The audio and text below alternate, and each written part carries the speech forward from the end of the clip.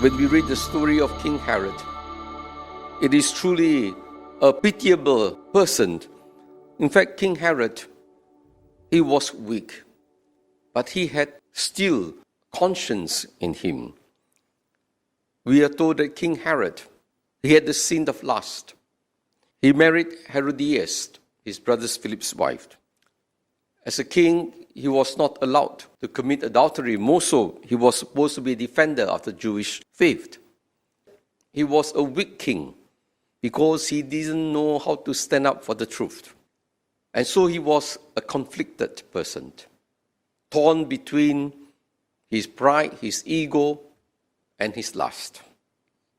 Deep inside the heart of King Herod, he wanted to do the right thing, but he did not have the will. We are told he loved to listen to John the Baptist speak, even when after hearing him, he became perplexed.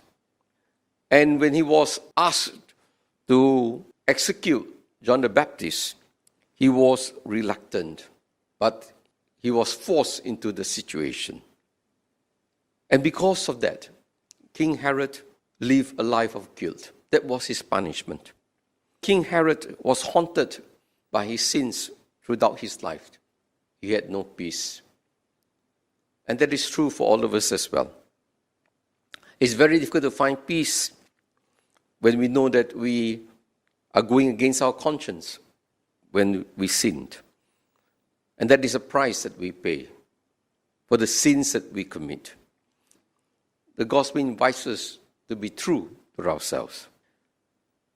In contrast, we have King David.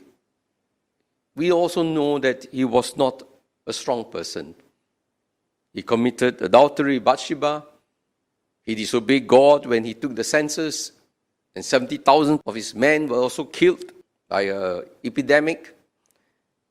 At the same time, too, we know that he killed the husband of Bathsheba, Uriah. He was not really a perfect king either. And yet, you notice that the Bible sings praises of him simply because David was repentant.